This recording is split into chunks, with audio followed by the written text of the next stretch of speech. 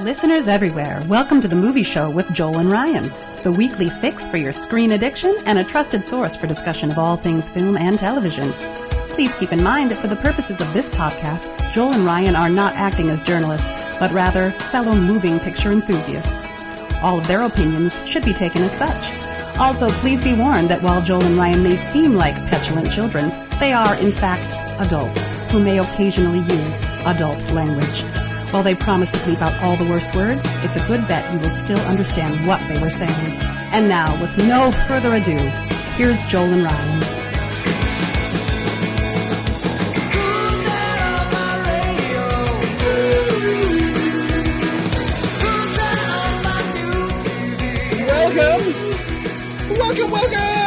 Welcome to the Movie Show with Joel and Ryan. Welcome. We're so happy to have you here. I am Joel.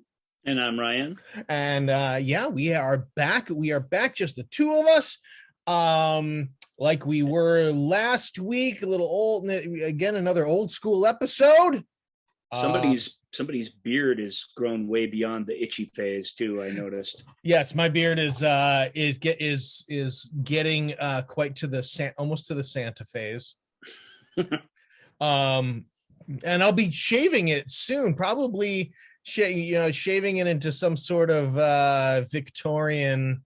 I don't know if we're gonna keep the chops or just have the stashy, or maybe even twirl up the sides a little. So it's all dependent on what. I haven't talked to the costumer yet. She just was very appreciative that I grew out Something. grew out the face, so that you have maximum potential facial hair to play with.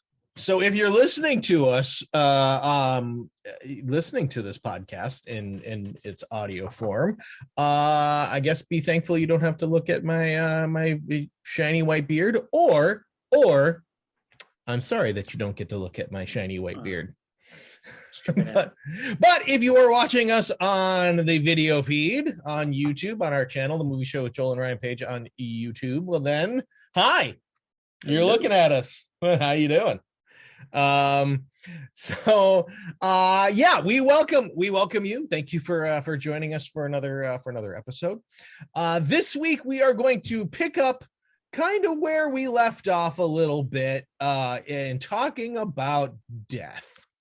Last week's episode ended with a question from a listener asking about if we could know the precise moment of our death, would we want to know? Yeah, I think that question was more about telling the future than actual mortality. But well, it got me thinking, and I had been thinking a bit about it's kind of grim, but I've been thinking a little bit about death, and sort of how we use death, how death is used as a storytelling device, how we treat death in our culture and in other cultures, and how we sort of bring that into our viewing habits. There's I am really enjoying the show on CBS called Ghosts, based on a BBC version of a show of the same name, where it's essentially a house filled with ghosts of people who have died in that spot since all the way back to the Vikings, and it's very funny and very fun, and and that's just another example of that's a television example of how of how we deal with death. So which is by not dealing with it at all in that case. Yeah, correct. In that case, which is actually the most common way you'll see when we get into our list. The most common way to deal with death cinematically is to ignore it altogether and pretend like for that person things just keep right on going. Yep. And what's that say about us? I guess that's something we get to explore in the next hour and change. Yeah, so let's first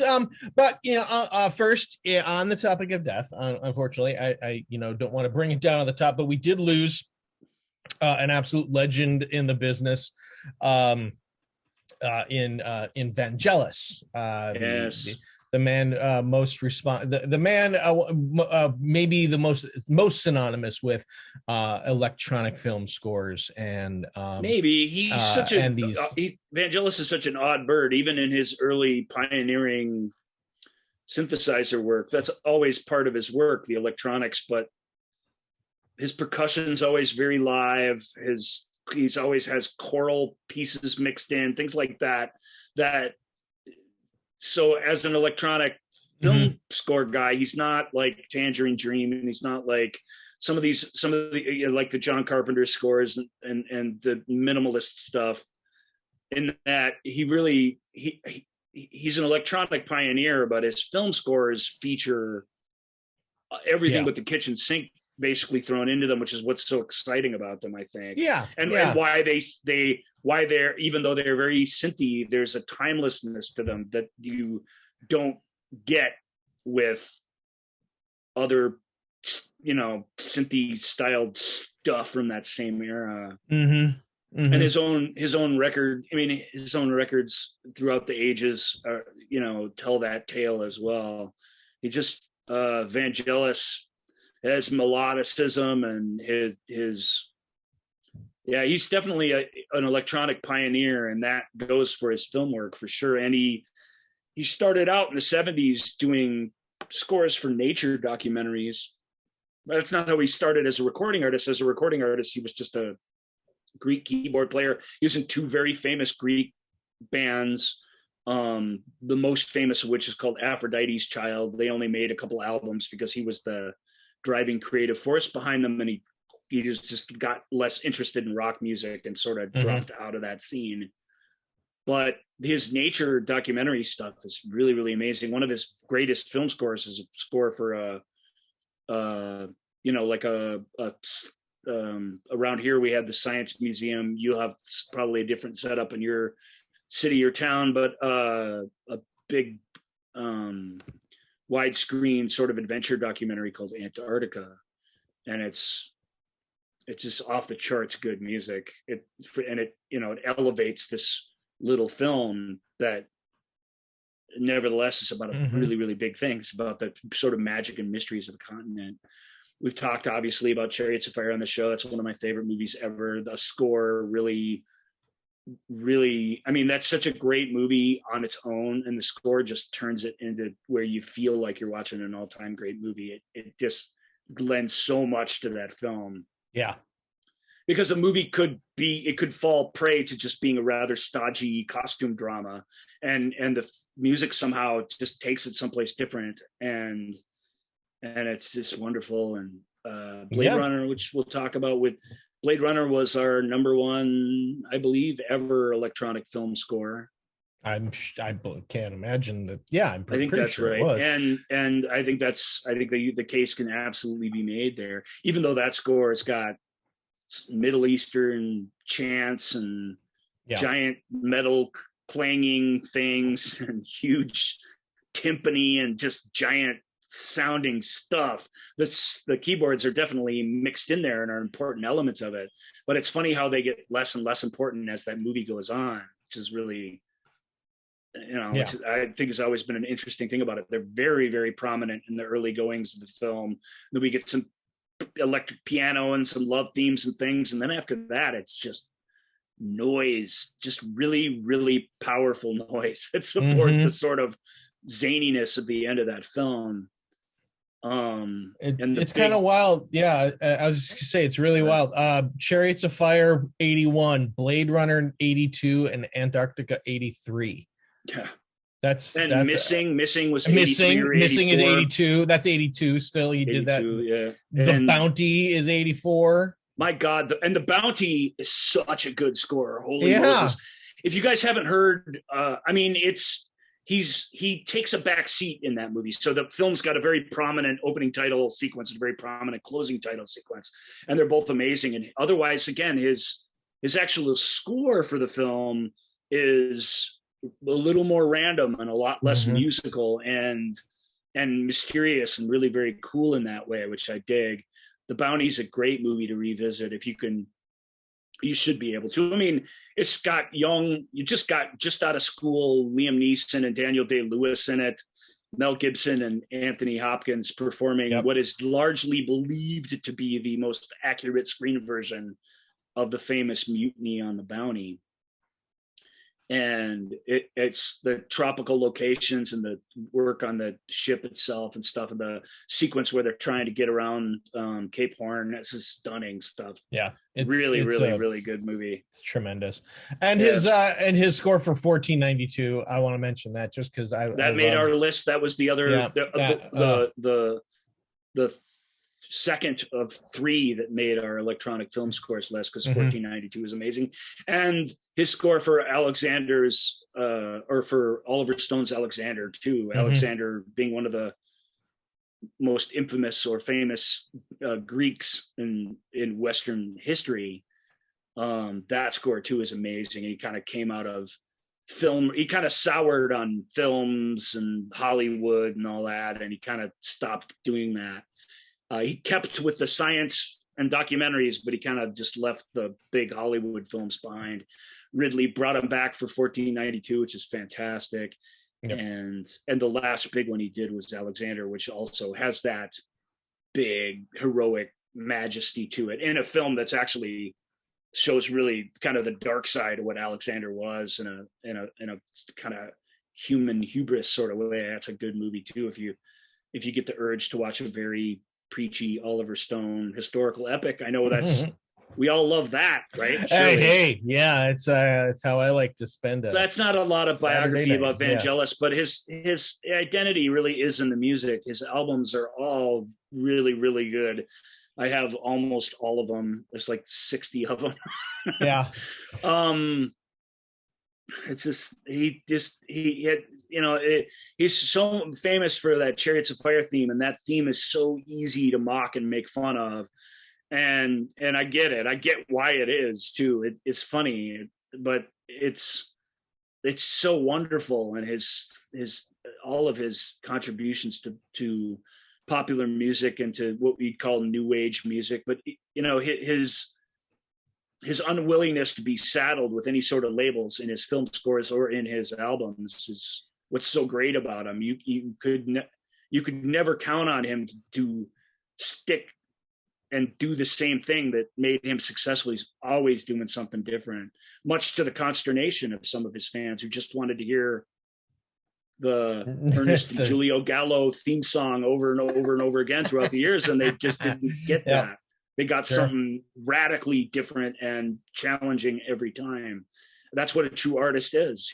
That's easy when you have a lot of success in your 30s and you got a lot of money in the bank. You really can sort of do whatever you want, but we don't always do that. Even guys that have that level of success settle into what the world, what their fans, what the industry wants of them. And he just never did that. And I can't tell you how much he's enriched our films and enriched my life. I love Vangelis. Unabashedly and unironically love every note of it. So he rest in synth. Thank you, Vangelis, for everything. You can go back and listen to our electronic scores episode on the Podbean platform, season 2, episode 2. Yeah, that one's so old that it's not on all formats anymore. Unless you have all of our back catalog. They're dropping off the back end of Apple Casts and other places. So. Yeah, we're gonna have to. Ryan has tasked me with maybe putting these things on, finding another home for him. But hey, you can always go to podbean.com, look up the movie show with Joel and Ryan, and everything that we have recorded is there. Movie show with Joel and Ryan, powered by Podbean. And for a while there, you got 2 Tom Grisham episodes for the price of 1. Because it was duplicated. Double the Grisham. Double the Grisham and half the Spielberg, just like a movie show should be. Anyway, that's all been sorted out. So head back, and you're in good hands now. Yep. And some people who, we've had some listeners stick with us that have been with us since the very, very beginning, and obviously we love you. You're family now. And but yeah, if our old catalog, man, we talked about some fun stuff. We had some good lists, and going back through, we went through kind of that episode a few weeks ago. We went through some of our old topics, and we talked last week about how we're always looking back and always trying to put things into perspective. And so I'm very proud that not all episodes, but most of our episodes hold up over time. You can listen to them anytime, because we are not dwelling in current events at all. There's a few preview episodes, we did do an hour and 40-minute preview episode, except to hear how wrong we are about everything. That's correct. Oh yeah.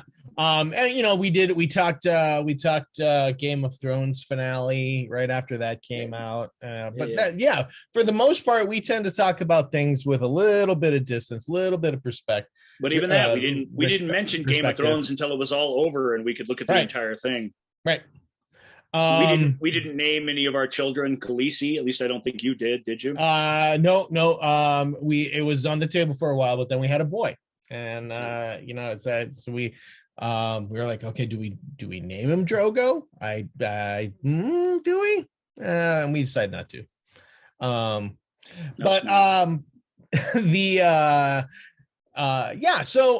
So today we are going to go, I don't know. Do we call this a deep dive into death?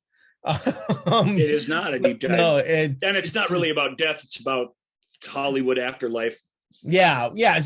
So I've been thinking, and these movies, when movies deal with death, when somebody dies in the movies, and we're not going to be talking about like, horror films, slasher films. Pet Sematary is not going to make an appearance on our discussion outside of what me just mentioning it now. Things like that. We're going to talk about it sort of more in a it's not in a horror way. It's just as a plot device. As a plot device. And artistically, how filmmakers, how some have chosen to talk about, how some have chosen to tell a story about what happens after you die. Because if we were really going to talk about movies that dealt with death, it would be movies where the person dies and then they're gone and everyone else has to deal with it. Yeah, there are actually a lot of movies like that. There are very few that are like that are on this list of what we're going to talk about today. They really are about what kind of fantasy can we build around, or what kind of religious idea can we discuss and explore cinematically. And we've divvied them up into three categories, although each of these films, or at least a lot of them, have elements of all three categories, have heavy elements of two. So you'll have to forgive us for not nailing it down. The point wasn't to rank anything, or, the point was let's see how Hollywood deals with these things. Let's see how the movie industry, and the writers take on the challenge of telling stories like these, and maybe explore the philosophy of what is behind them. So the first, we have three categories: ghost films, reincarnation, not necessarily hauntings, but ghost films. And obviously you say ghost films, and there's the titular ghost, that it's that sort of thing where a character, we are with the character after that character has left this mortal coil, and that character is a ghost after they have blown off this mortal coil and now are left as a spirit in the continuing story without their presence in the real world typically. Right. And then you have reincarnation movies where a character dies and comes back, and then but not in a as a different character. Yeah. Yeah, or in some fashion. And then we have the heaven and hell films where we get into, we actually visit an organized other life where that is after this life. Those are my favorites. So let's talk about ghost typically films. Those are my favorites. I like a good ghost story, but the kind of ghost story I like isn't really part of this show. yeah, because I mean, a good ghost story, it can be a good ghost story. The less you know about the ghost, the better. Or you spend the whole movie trying to figure out the ghost, but the ghost is this other thing, and your main character, your hero, is trying to deal with them. This is different. This is where our hero more or less becomes a ghost or enters a different realm. Everybody kind of approaches this a little differently, but it's a fun one to talk about. And of course, the most famous ever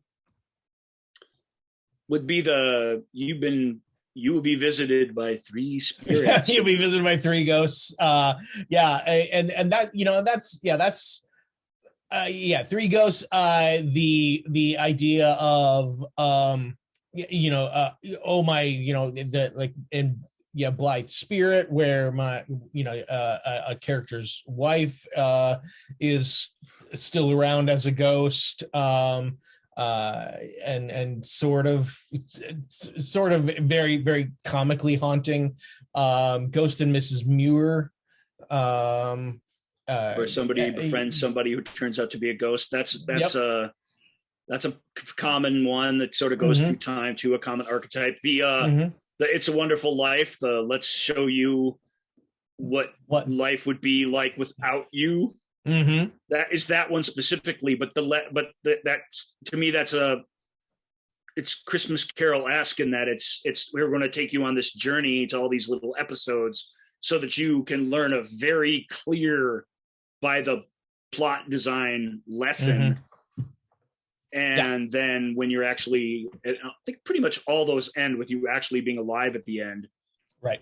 And having a renewed hope and a renewed interest in your own life and a renewed value for your own life. Yeah. Disney, weirdly enough, has recently has had a few movies dealing with death.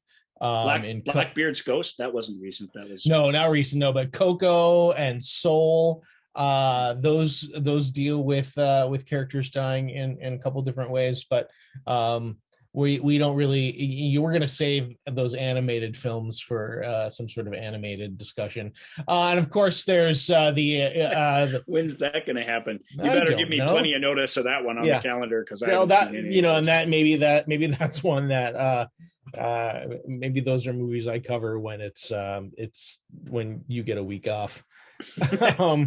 But we have and then we of course have the very famous I See Dead People, and the ghosts that where and where you have characters that are interacting with ghosts and trying to figure out what those ghosts need.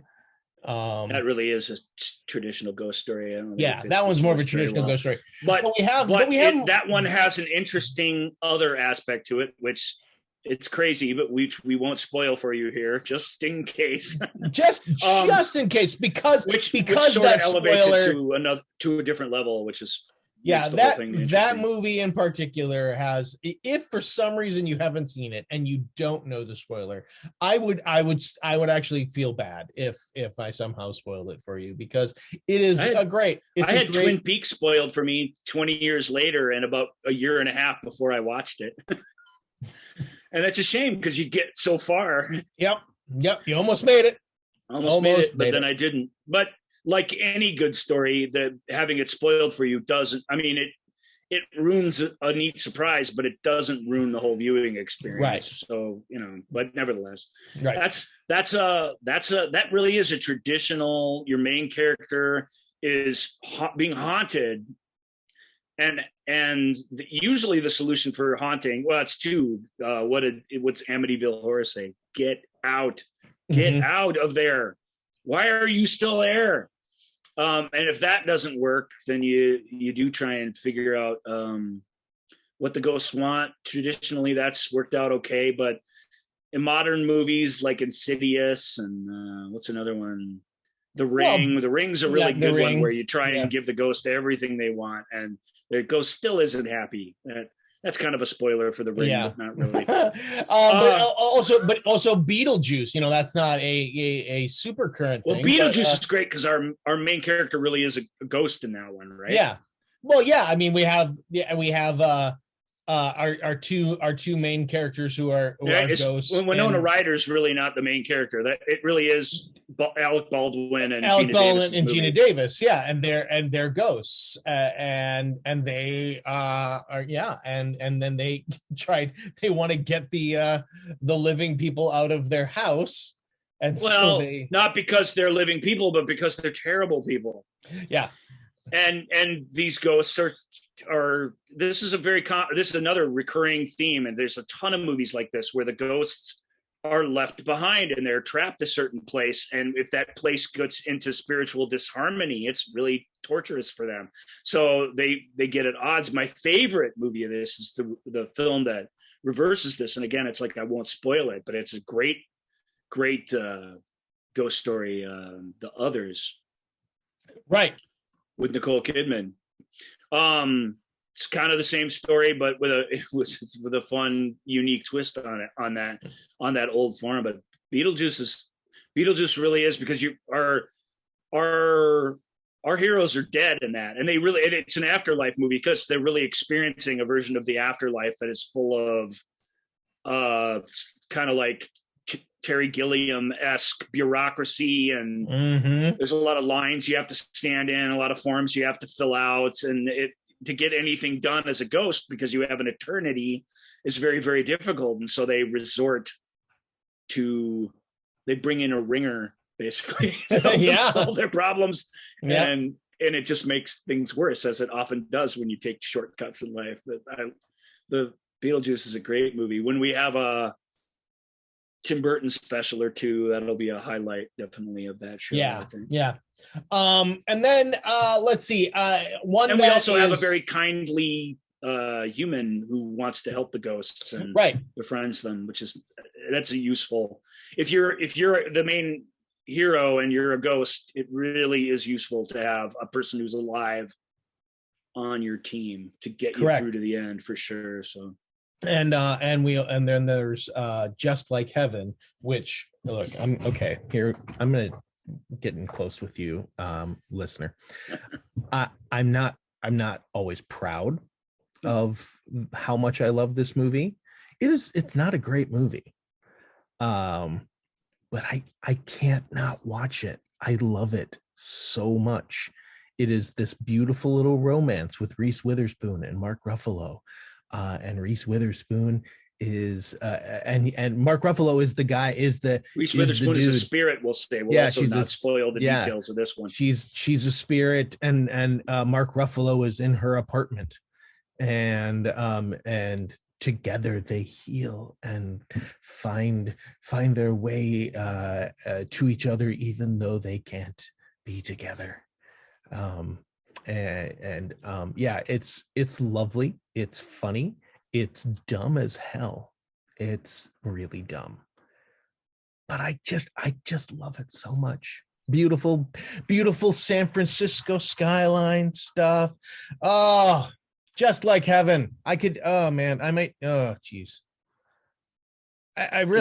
they do a movie again recently together, the two of them? They were Just Like Heaven sort of came back into the spotlight. Possibly.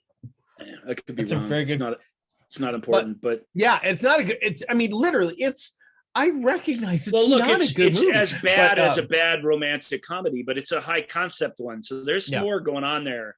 To give Joel a little credit, there is more going on there than that. That's what high concept does for you. It allows you to get super thematically rich within an old formula.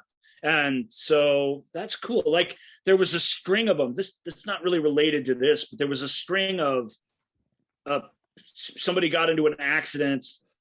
Yeah. And was unconscious for like a great period of time. And then then in the meantime, other people fell in love with other people, and then when that person came back to life, it complicated things. I can't remember it was the one with all I can remember is Peter Gallagher is the guy who's knocked out, but I don't remember any. Peter not really related to this because nobody's dead. But yeah, while you were sleeping. Yeah, while you were sleeping. Thank you. Is that Sandra Bullock? Yeah. It is. And Bill Pullman, Sandra Bullock, Bill Pullman, Peter Gallagher falls on the tracks. Yeah. So there's a great one that came out recently with I'm gonna forget his name, but it was I'm going to forget her name too. Great. Good. Now we'll never think about it. It's based on a true story of this comedian, the guy who's in, you know who I'm talking about. He's very cool. And he was in Silicon Valley and everything. And him and his girlfriend wrote this story about this experience that they really had together when she got sick. The Big Sick with Kumail Nanjiani. Yeah. Correct. Yeah. Thank you. And who's the woman? Zoe Kazan. Zoe Kazan plays. Yeah, I was like, oh my god, I can't. Once I got one name, like it all comes spilling out now. Not the same, but it just like Heaven is that kind of movie to me. There is something more to that idea because there's this extra pressure and this extra thing that's weighing down on the people that are in the story. And that is motivating them, and there's an urgency to it that I like. If I have to sit through a romantic comedy, I mean, you know what I mean. I like it to have that heightened idea. I really think that helps. Yeah, and I'm not a huge fan of Just Like Heaven, but I don't hate it. I certainly don't watch it every time it comes on TV, whatever the hell that means these days. I love it. But you don't even have TV, so how can you? You just stream it quietly on the side. Yeah, yeah. At this point, there's I no longer really have that. I mean, I do have TV. I mean, we have a subscription live TV service, so there is every once in a while. You don't channel surf and look, here's Just Like Heaven. I mean, that doesn't happen. Very rarely anymore. Yeah, very rarely. But now it's Jen's. Jen isn't home. Like, what do I got a moment to myself. I got a moment. I'm gonna break out the bonbons and open a bottle of wine and sit here with Just Like Heaven. Indeed, that is that's totally it. Oh, it's embarrassing. So Just Like Heaven, check it out, and then you'll. It's not embarrassing. I do that exact same thing. I just do it with You do it with Elizabeth Gaskell and stuff. I mean, I do it with that stuff because that's what makes me feel warm and happy. Yeah, I get it. But yeah, I mean, but that so we have the. I loved when you brought this up that Ghost that the classic, the super mega hit Ghost. Oh, from 1990, Ghost from Patrick Swayze and number one movie Demi in 1990. And Whoopi Goldberg and Jacob's Ladder were written by the same guy. Yeah. And Jacob's Ladder was written first, actually, but produced second. Bruce Joel Rubin is the name of the screenwriter who wrote those. And they both are kind of the same-ish. They both are these journeys into the afterlife. They're afterlife mission movies, where what's going on in the real world and what's going on in the afterlife have that sort of equal threat to them. So Ghost is a very romantic movie, and Jacob's Ladder is not romantic at all. But, just a teeny bit, I guess it is, actually, because he and his wife, Elizabeth Pena, he kind of has two wives. He's got both of his worlds kind of come crashing down upon him, but there is actually a very romantic element involved in that, both when you're talking just romantic in terms of the fine art meaning of the word and the there's a heart here, there's love involved in the story. But Ghost really is just a very, very corny romance where our hero is murdered and he comes back as more of a guardian angel character for his former lover, who's basically still in danger for this because of the certain plot devices. And then there's its trump card. It is that it has this. It has one of these great. This is a cliche. Even this level of specificity, it's a cliche. It's the con artist psychic who actually is a psychic, but is still a con artist, which is in all kinds of movies, which I think is funny because the con artist psychic, yes, that's a cliche. An actual psychic is one, but psychic pretending to be a psychic who's actually a psychic is actually in tons of movies. In my mind. So it shows you there's very little original with Ghost. Ghost's idea of the afterlife is it's right out of, when somebody goes to hell in Ghost, it's an absolute cinematic cliche. When somebody goes to heaven, it is also an absolute cinematic cliche. It's Jerry Zucker who directed that. Is a terrible filmmaker, and he just made it as bad as you can. But so if it's so bad, Ryan, then why was it such a big hit? And why are me and my boyfriend still do pottery together once a year? Well, it's because it really does get at because it's cliche and because it's so obvious, and it's this clear, concise idea. And that's very attractive. There's a very clear mission in it. There's a very clear bad guy. There's very clear reasons why it's happening. And like I say, the film, a more dour film wouldn't find a funny way for our heroes to communicate. And this movie does. It won Whoopi Goldberg an Oscar in a role that she could play blindfolded, really, that anybody would have been awesome in. That's nothing against Whoopi Goldberg. She's a pretty good actor, but it's the part on the page wins the Oscar basically. And you really got to just show up and not F it up. And Whoopi does that. She doesn't do too much with it. She plays it straight, which is why it's funny. So good for her, because I doubt Zucker was sitting there trying to keep her more grounded. He doesn't keep anything else in the movie grounded. Right. Demi Moore and Patrick Swayze look like complete hack actors in that film. And they're both pretty good in other things. But it's just such a terrible movie. But it's a neat idea. It really is. And it plays. It was by far the best date movie of the early 90s. No question. Because unlike Just Like Heaven, which, no offense to Joel, I just admitted to my own sort of girly stuff, but that's like a different kind of thing. That's like a date movie that most guys, I think, that I know would have to suffer through to get to the end. And Ghost isn't. Ghost is a film that's got plenty of excitement. It's got plenty of violence. It's got all this stuff that you would want to feel like you both had, like, sort of, you both got equally fulfilled from Hollywood by that film. Mm-hmm. It's rare that a movie that's modest comes along and does all that. I wish Ghost was better, because I bet you the screenplay, based on what we've seen Bruce write before and since, I bet you was better and played a little bit fairer and more authentic with that idea.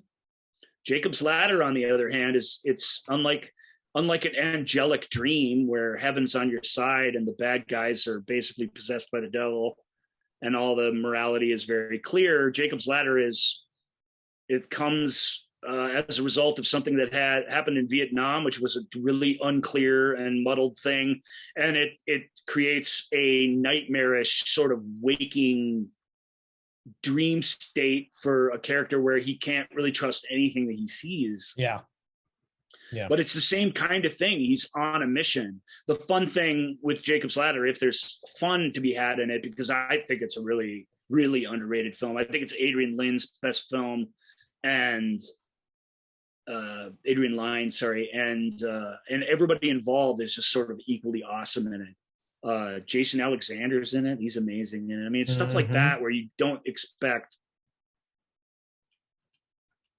It's just unexpected, even though it ends in the same place. It ends with a stairway to heaven. Yeah. You know what I mean? It ends with the same visual idea, even though it's so much better metaphorically handled. I think in Jacob's Ladder, it still goes to the same place. It has the same weird idea of what the afterlife is and what its purpose for us is in it. And because it is by the same writer. and I dig it. Plus, I mean, you can't talk about Jacob's Ladder, I guess, Joel, you really like that movie too, but you can't talk about it without explaining that at the time there's a lot they could have done with different effects and things, and everything that is shown, even though it feels otherworldly and weird, everything that's shown in Jacob's Ladder is done with practical optical on-set camera effects and makeup effects, and that's why it's so good. Every year after it's coming into existence, it's still really, really powerful because there's nothing that dates it in that way. It's a weird movie that starts in the 60s and kind of takes place in the 70s, but feels very 1991, even though when you watch it today, it's just this weird, crazy, timeless thing in a way that Ghost is 100% hairstyles and everything 1990 whack. It's just totally that. Yeah. And that's just another way they contrast with each other that I think is kind of amazing. Jacob's Ladder, I always I can't leave Jacob's Ladder without mentioning how the first time I hurt my back and it was suggested, hey, maybe go see a chiropractor, see what they can do. And I went, and the chiropractor that I was seeing was a younger guy.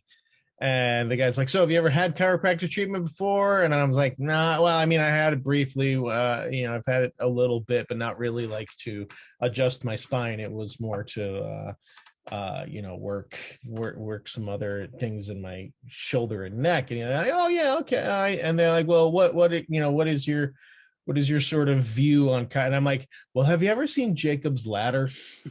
And the guy's like, no, they're like, no, because I said they were younger.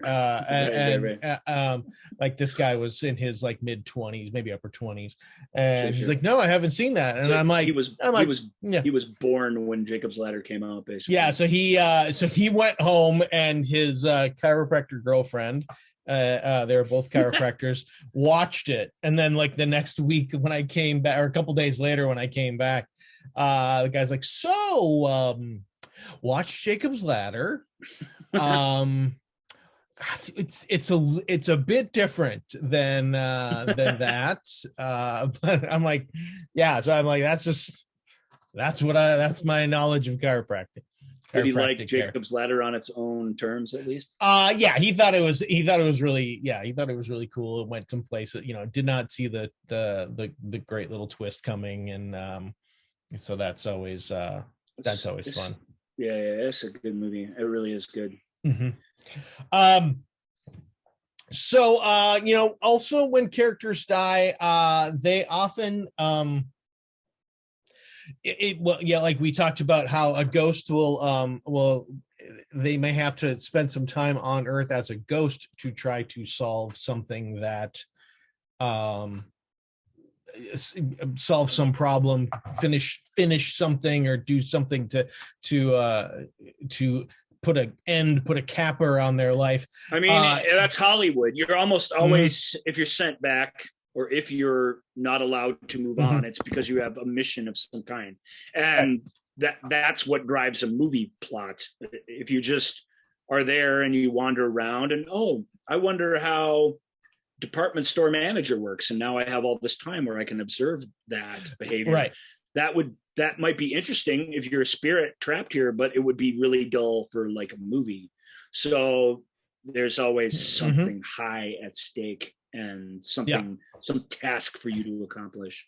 Yep. And like we would say in the acting biz, Joel, a goal for you. A goal, and then you would have your obstacle to that goal. You would have your obstacle to that goal, and I don't remember what the other things are. Well, it was an A. What Tactics. Was the A? Well, tactics is the end, and the A was goal, obstacle. Jeez, I can't remember. Maybe that's why my acting obstacles are often others. Maybe that's why you're a shitty actor, because you only doing 3 of those 4 things. I'm only doing. I'm forgetting. Forgetting my A. I thought it was GOTE and the E was expectations. You're right. That's what it is. Yeah, that's what it is. See, that's why I'm a shitty actor, is I've been spelling it wrong. Why'd you even go down? I just made the reference. Why'd you even go down that path if you didn't even know what it was? Well, because I thought it was one of those things where I started talking and I'm like goal and objective and then what's obstacle. The A? The A is what makes it a male sheep. The TE is what makes it an acting exercise tool. That's the big difference. Yeah. Anyway, what you were trying to make come some see sort of me point in the next room at Yellow Tree in front of everybody. No, I was gonna say but if you're not coming back as a ghost, often you are coming back as another person or as a dog or as something, and you're coming back to finish some sort of mission or. Most of these are mission movies. But almost all the movies we're even going to almost all movies ever made by humans are mission movies. Essentially, you've got some problem to solve, something to discover, whatever. I mean, that's that goal thing is very, very real. It's a joke and a cliche out in the world, and we've mentioned this on the show before. But the big joke, if you want to make fun of an actor who's got their head up their own ass, is to have them constantly asking what their motivation is, and we treat that like, what a douche nozzle. But the reality is, if you're an actor who's not asking constantly what your motivation is, in every scene you do and everything you do, your performance will be lifeless and listless, because motivation is everything. And even if you're not sharing it with the audience, it's the whole point that drives things and makes pretend things come to life. Is this the thing behind your eyes has to be active. It can't be love, because that's a photograph. If you're acting in a motion picture, a television show, you've got to want love or desire love. That's what you play. You can't just play I'm in love. Correct. That's lame and boring and unactive. And so motivation, it's everything. And it's certainly everything behind reincarnation stories in particular. No doubt I would agree. Right. And these and sometimes the mission is to figure out, and like the movie Switch, it's a bet. An afterlife bet. Yeah. And if he, a sexist womanizer is killed by one of his former lovers and then recreated as a woman. This was Perry It's too King bad, because Switch really powers. has nothing to do with death at all. Switch is just a switched movie, like Big or like Freaky Friday.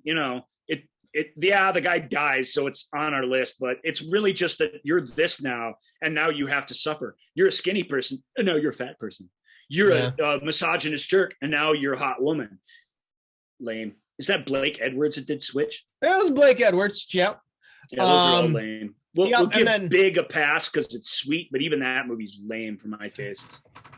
Okay, well, sorry, everyone who really loves Big. Yeah, Heaven Can Wait. That's a little different. Yeah, but it's similar. I've never seen Heaven Can Wait, but that's a little different. Yeah, I at least understand the concept. He's this one is he was he was accidentally taken. This was a quarterback for the LA Rams, and he was taken too early, but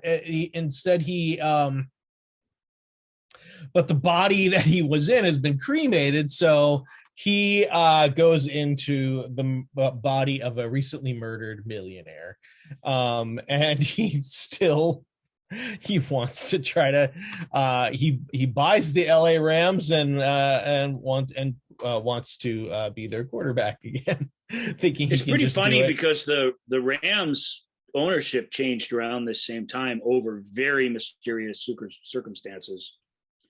It was inherited by a Vegas showgirl that was the widow of this rich guy. This really happened in real life.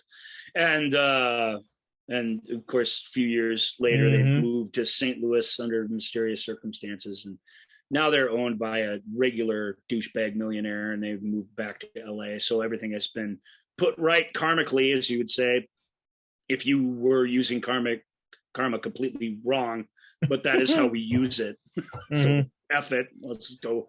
Movie karma is justice, and of course karma has absolutely nothing to do with justice. So this is kind of a switch film, it is. kind of, but it has an element of it's an unfinished business film. And there is this idea in the afterlife that there's some organization to this, that you were taken too early, or this was not your time, it was a mistake, or you cheated death and you deserve to be dead this whole time, and death is waiting at the door for its next opportunity to take you. Those are all kind of part of the same thing, which both Heaven Can Wait's, the old classic version, and the 70s remake. Deal with.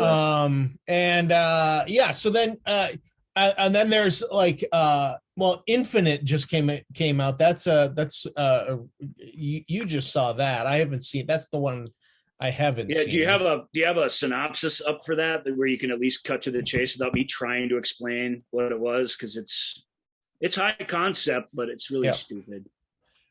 Infinite is directed by Antoine Fuqua. A man discovers his hallucinations are actually visions from past lives. The past lives part's hard to cope with because they all seem like they're part of the same present, which is weird. Also, Mark Wahlberg's the star of it, and the guy he was in a past life's like a better actor than him and would have been more interesting in the movie, which is really a shame. Boy. And Infinite, it's just an excuse for a bunch of big stupid action, which is what it is, a big stupid action movie. But it is interesting. All these people have these weird, eons long vendettas with one another because they keep coming back to life and they keep fighting the same battles. So there is at least Infinite is dealing with karma in a way that makes a little bit, not a lot, but a little bit of sense with what the sort of Buddhist idea of what it actually is. And I appreciate that about it. But that movie is a waste of your time. As exciting as it is, it's so bad, and everybody seems to agree that it's bad. So I'm not quite sure how they got, like, Paramount of all people. I don't know how they got a big expensive piece of junk like that off the ground. I mean, why they thought in the era where you can only open superhero movies, why they thought that would be good. And like the Tomorrow War, which is more last week's topic, but it's a similar thing where they made this $200 million movie that sucks. And what were they thinking? Like, you watch it and you're like, this is the alternate to what people are buying today. I mean, this is what you had, The Tomorrow War played it smart, though. Tomorrow War sold itself to Amazon. It became Amazon's most watched thing. So even though it was a total bomb financially, it has this reputation of being a big success because it's this big streaming success right out of the gate. Infinite didn't even manage that. Infinite's bad. And I'm not a guy who hates Mark Wahlberg. We'll talk about him a little later in the show. But you can't just let him skate. You have to give him something to do. And this film, it's a shame, but that mission part of it isn't clear. It's really just a bunch of people snarking and snipping at each other, and then when that breaks down, shooting at each other, and that's not good enough for a high concept movie. Right. A high concept that certainly did work at the time. Was getting reincarnated as a dog to solve your own murder. Was that the big hit movie? I don't remember. It's the 1980s. It's the final, Oh, Heavenly Dog.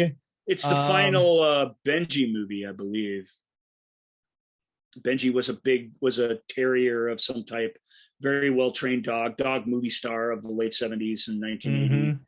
And it's a story of I can't remember if he's a journalist or a detective or what. Chevy Chase. He's a PI. Yep, he's a PI. Yeah, he's a private investigator who gets killed and is reincarnated as the next victim's dog, and he has to solve his own murder and try and protect her at the same time. Who's the woman in it? She's great. It is Jane Seymour. Jane Seymour makes the movie because she's the one that has to interact with the dog. All Chevy Chase has to do is sit and do the AOR or the vocal VO, after the whole thing's been shot, basically. Which he does pretty well, as you can imagine. He's got a knack, like just you can write the thing and you can shoot the dog doing it, but when you're actually adding voiceover to the dog's actions for an entire film, matching that up's a bit of a trick that the movie pulls off pretty well. And Benji is an adorable dog, and Chevy's, like I said, he's got the right sort of comic timing and sardonic wit to work it out, and it's a mystery. So there's that mystery part of it. What's going to happen next? Beautiful woman in peril. It all plays pretty good. I haven't seen it in ages, but I remember loving it. I remember loving Oh Heavenly Dog. Above title billing for Benji. Benji's the star of the show. Chevy Chase and Benji. Well, it was like I said, I believe it's the final Benji movie. There were like 3 or 4 of them, and Benji was a star, legit. He was a guy. He was a dog who opened movies, basically. So. Yeah. And this one is Chevy Chase and Benji are Oh Heavenly Dog. Oh Heavenly Dog. I love when they are or they is.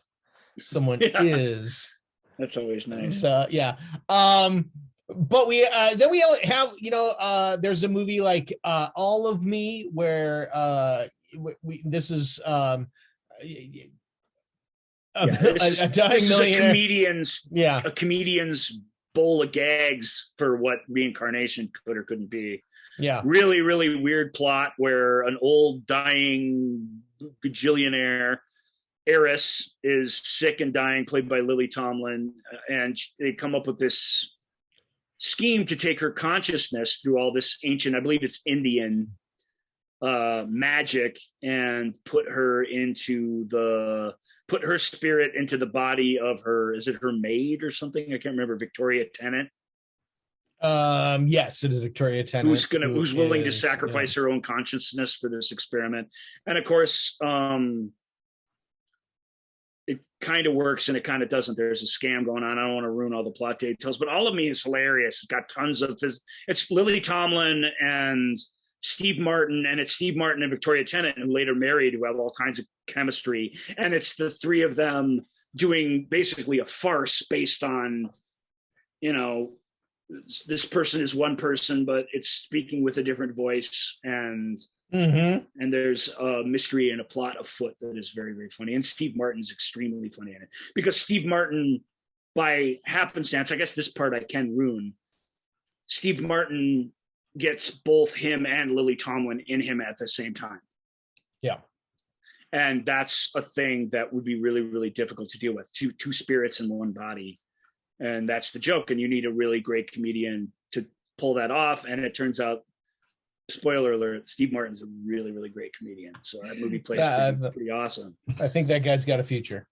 It's fun. It's a kind of forgotten Steve Martin movie because it's not as I mean, even though the whole movie's a gag, it's not as like gag heavy as something like The Jerk or Dead Men Wear Plaid. It came a little later after that, and it's sweet, and there's a heart to it, and there's a romantic aspect to it that I think is nice. Even though culturally, reincarnation, the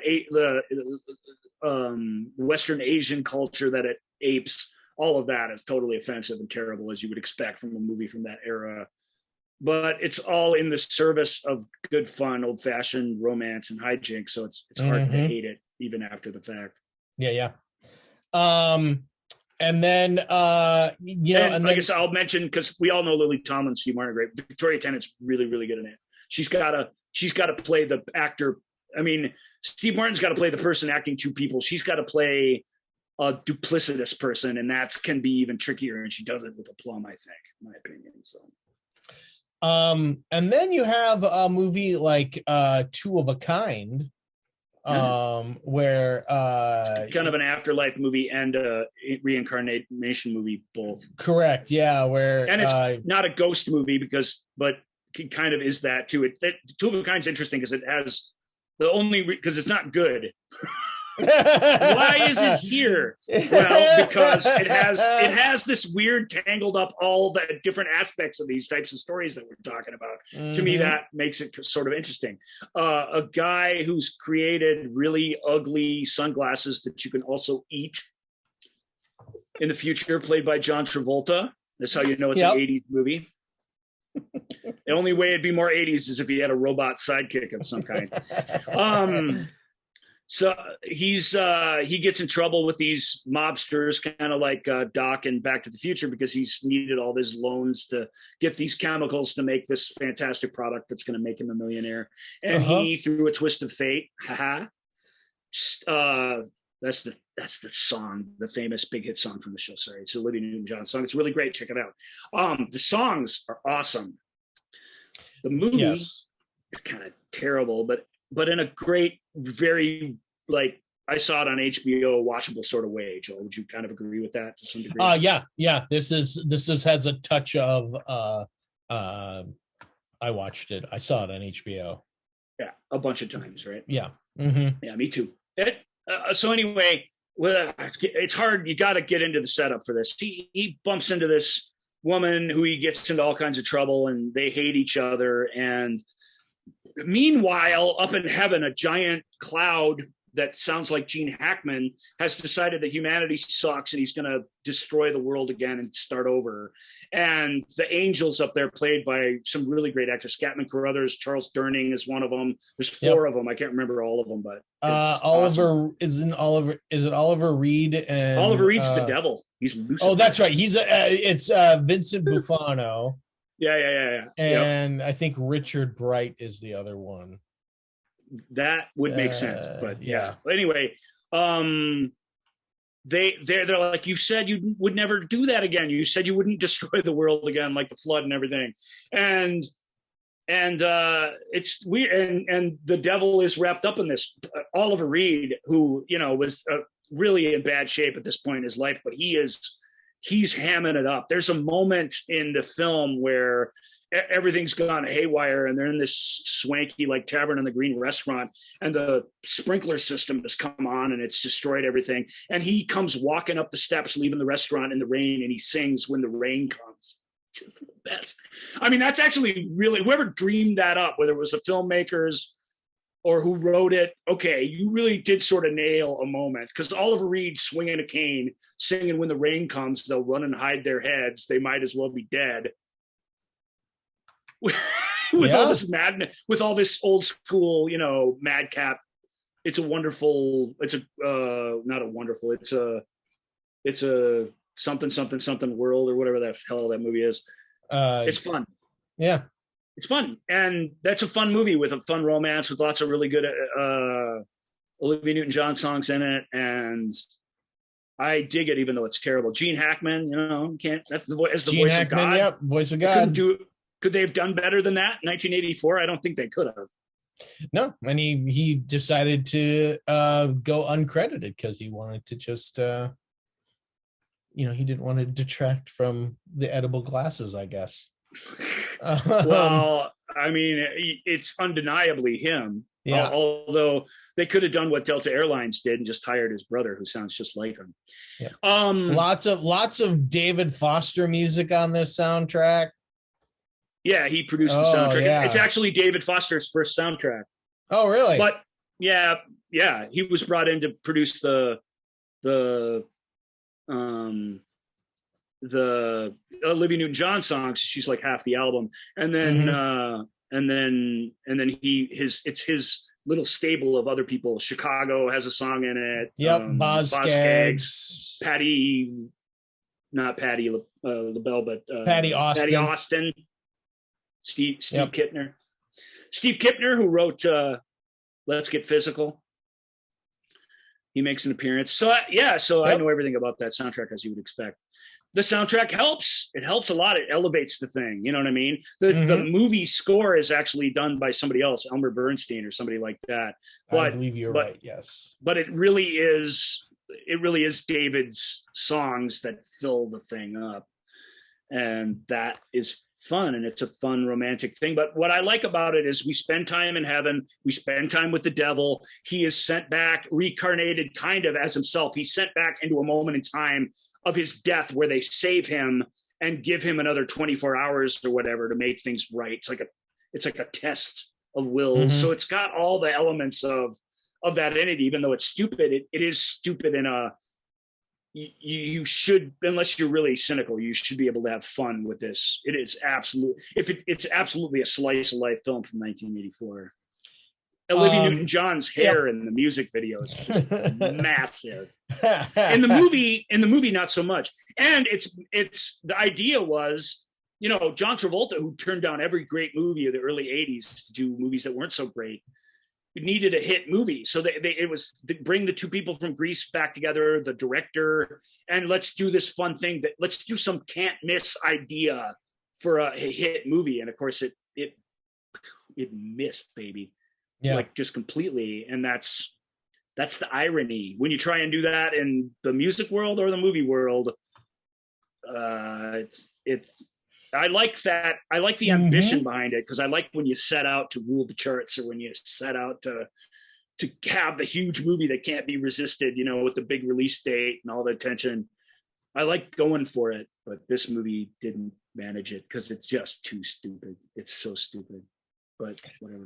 Let's talk about my favorite of reincarnation film, and that would be Dead Again. Oh yeah, Dead Again's great. Yeah. So we have Kenneth Branagh, Emma Thompson at their at their coupley best. Newlyweds basically when they were making this movie. And we have sorry, phone call came in there. And we all know that sound. Yep. We have so Dead Again, we have it's great twist, this fantastic plot line of a private detective trying to help a woman with amnesia figure out a mystery woman with no memory. Trying to figure out why are mystery women with no memory and no actual burned in opinions so attractive to us males. That's a question for all you guys out there. I'm sorry. It's just, because I won't deny it. They are. I mean, let's just be real. But geez, God, we're terrible. Because the reason is because they can be whatever we want them to be. And they don't come with any baggage or any complications. That's the best kind of woman you can find, is just one wandering the street who has no idea who they are. But it's more than that. It's got a great, it's a Hitchcock styled mystery in how it's shot and lit. But it's also about reincarnation, and we explore the idea of reincarnation through hypnosis, where the great Derek Jacobi plays a hypnotist who it does things that normal hypnotists do, like helps people like quit smoking and stuff like that. But while he's doing that, he explores their reincarnated lives to collect antiques that he sells for Yeah, it's a little more subtly handled than Ghost handles the same idea, but it's super funny. Yeah, because he's an antique dealer as well. And it's Dead Again doesn't hold up very well. I thought Dead Again was effing genius when I saw it back in 1992 or whatever, 91, but with time, no, sorry, Rob. Time hasn't been super kind to Dead Again. It has a lot of horrible cliches in it. It has that weird battle of the sexes thing that's strange, but it's got really fun turn by Andy Garcia. He's fantastic in it. Campbell Scott shows up in a cameo, and he's great. Yeah, Robin Williams shows up in a great cameo. Yeah, well, it's not even a cameo. It should be and Robin Williams. The only reason we call it a cameo is because he's not credited, but he's an important part of the movie, because unlike the hypnotist, he basically explains. He explains to us. He's Johnny the Explainer. He does it. It's Robin. He's great. He does it in a very fun way, but he explains to us what karma means, and he explains karma all wrong. And I really do feel like this movie's not to blame, but Hollywood is largely to blame for what our idea of that word is. And in this world, it's justice, it's revenge, it's payback. And that isn't what it is. It's really not what it is. That's the opposite of that. It's breaking the cycle of that. What karma really is about, or should be about. You're reincarnated to get things right, but not to get back at those who wronged you. That's really perverted. Yeah.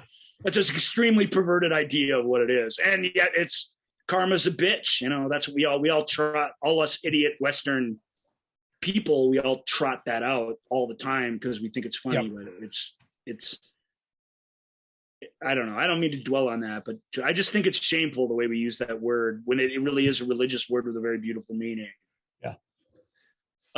Like Bill Maher says, it's still full of shit, but beautiful and nice. And we can't even deal with our fantasies in a nice way anymore because we're so awful. This movie shows just how awful we are, though. And that way it gets a lot of that stuff right. It's really, really entertaining. Right. So I like it. I still like it when I watch it, but it's fun. I mean, well, now we can watch it with a sense of nostalgia and feel that feeling of how exciting it was to see it for the first and how time. fun it was to see an entire cast of English people trying to play Americans, both in modern America and in old golden age of Hollywood. They get to do both because of reincarnation, and it's except Ken got to do a German. Ken got to do a German accent, but his American accent it's hard to explain. It's its own thing. Yeah. It's hard for me to call it bad because I don't think that it is bad, but it's not right. It's its own thing. It's like it's this own way of talking that is not natural, and yet that's fun. The whole movie's this artifice. It's a House of Cards kind of movie. So the fact that it's built on that's not what brings it down. Yeah. I think what brings it down is I really do believe it's the perversion of the idea of karma and the fact that at its heart, the thing is just a cheap revenge movie. Right. And that's too bad in the end. And the look on Wayne Knight's face at the end of the movie says it all. Yeah. Yes. Yeah. Yeah. That's great. It's so good. Yeah, it's fun. And so then we have the last chunk of films that are deal with that actual what happens and where do you go after you die. And this idea and why of heaven and for what purpose? Or hell, for why, what purpose? But these movies, even though, and to be fair, like I said, Two of a Kind sort of does this too. It really does. It's a great one because it rides the line. But between all of them, you really do visit heaven in that thing. These are interesting. I didn't mean to cut you off. You just go ahead. Yeah, no. I was just gonna say I was gonna bring up Always first. Always good. We should be, when we talk about Always, we talk about Heaven Can Wait, we should be talking about the original films that launched these concepts. And of course, we're talking about the remakes. Always is a remake of a very beloved baby boomer as children film called A Guy Named Joe, which is about a guy who's killed during World War II, a pilot. And has to come back and mentor another young pilot, has to basically sit on his shoulder and be his guardian angel. And what complicates things is that the person he's being an angel for, the person he's mentoring, ends up falling in love with his former lover. And that creates all this crazy tension. And that's same thing in Always, except Always takes place in 1989 when it was made. And it's about forest firefighters, and it had the misfortune of being about forest firefighters at a time when forest fires were, like, compared to now, weren't even all that important. And so you take that heroic World War II aspect out of the movie, and they even mentioned it in the movie, and yet they just should have just shut up and not mentioned it, because by comparison, well, I get why they did it. Yeah, like in a way that's good screenwriting. It's a reference to the other film. John Goodman has this speech where he's like, "It's not war, buddy. It's forest fires. It's ridiculous that you're out there taking such risks, for relatively small stakes." And of course, Richard Dreyfuss is our hero in this. He ends up paying the price for it. Richard Dreyfuss and Holly Hunter, who are in multiple films together and have an amazing chemistry together. And yet this film feels, I don't know, it feels a little off the rails to me. It feels like Dreyfuss and Hunter and Goodman's, like, the craziest part of their personalities in real life are in charge of their characters in all ways somehow. Does that make any sense? Mm-hmm. They're zany and wacky to the point that it's really hard to buy into anything that they're going through. And they're all already really broad performers to begin with, which is good because they can all hold their own with each other, which is important, but it's problematic. Anyway, Richard Dreyfuss dies. The reason it's in the heaven and hell thing is because heaven is this burnt out forest where nature is coming back to life, and it's really, really beautiful. The movie was shot by Michael Salomon, the fantastic cinematographer, and the fire and the sunsets and the backlit B-12 bombing plane and the night scenes, and just all of it is just effing beautiful. It's one of the most beautiful movies in 1989. And the angel that sends him back and tells him what his mission is Audrey Hepburn, who Spielberg got to come out of retirement. And who could be better? Audrey Hepburn in like a white pantsuit in the afterworld, telling Richard Dreyfuss, hey, go, you know, somebody did this for you at some point, man. This is before you can move on to whatever the next thing is, you got to go do this. You got to go help the next guy out. It was, I can't remember, Brad Johnson or Bruce? It is, Brad Johnson. Yeah. Brad Johnson is the young pup who needs a lot of help. Needs too much help. Again, he's almost clownishly incompetent. That's where the movie goes wrong. It's just too heightened and too corny and too silly, but it looks gorgeous. It's got beautiful music, of course, by John Williams, since it's a Spielberg movie, and Guy Named Joe, and Always by extension, has this beautiful idea, complicated by real heartbreak. And I guess Ghost 2 definitely has moments where Demi Moore just is despondent over grief. It's another movie where Holly Hunter's character is anchored herself in place, refusing to move on emotionally and in her life because of her intense grief over the loss of this person that she was super in love with. And those scenes actually play pretty good. I kind of dig them. So it's not all bad, but that's Always. Yeah. And then you have I'm trying to decide where to go from Always. Do I go with, well, I mean, we'll talk about this at another time, but another version of what happens after you die is Albert Brooks's Defending Your Life, which is one of our. Yeah, you see, we'll talk about it another time. But when are we going to talk about it? In the Albert Brooks episode? I mean, I don't. That's I hardly watch any of his other movies. Oh well, that episode is never going to come. So we. All right, let's. We're an hour and 10 minutes into the show, man. Let's hop in and take on Defending Your Life, even though it's one of my favorite movies of all time. It's certainly one of my top favorite comedies of all time. Yeah, and absolutely. As far as American comedies, it's probably top 3. So Joel's like, what Joel's saying is, this movie's a big deal to us. But maybe this episode isn't the place to really dive into it, but let's dive in a little bit. Let's dive into the shallow end. Yeah, Defending Your Life is from